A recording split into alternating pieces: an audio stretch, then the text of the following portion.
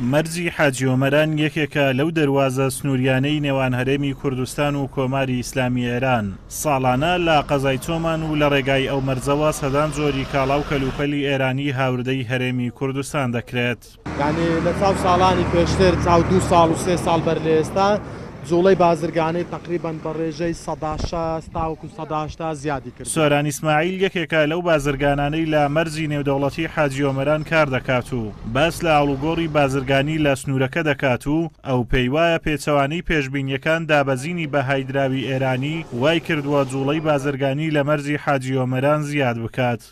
بێگومان هەر گەماڕەوێکی ئابووری کە ئەخرێتە سەر هەر وڵاتێک بە شێوەی ڕاستەوخۆیان ناڕاستەوخۆ کاریگەری ئەبی لەسەر جوڵەی بازرگانی لەگەڵ ئەو گەمارە و ئابوووریانەی کە خراوەتە سەر کۆماری ئیسلامی ئێران گوای کردیان نرخی تومەن دابەزێت بەهۆی دابەزەی نرخی تومەنەوە جوڵەی بازرگانی تقریبان بە ڕێژەی 160 زیادی کردیا.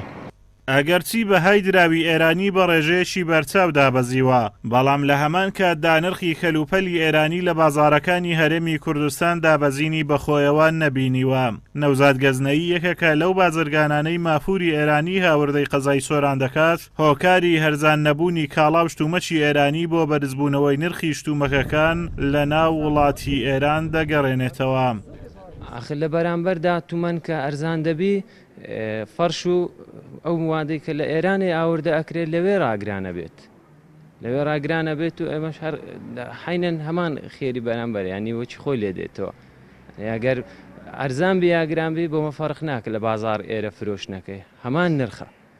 ساڵانە ئاڵوگۆڕی بازرگانی لە مەرجی حاجی ئۆمەران بە بڕی 11 میلیارد دینار لە نێوان کۆماری ئیسلامی ئێران و هەرێمی کوردستان دەکرێت. زۆربەی ئەو کەلوپەلانەش هاوردەی هەرێمی کوردستان دەکرێن کاڵای پیشەسازی و بیناسازین.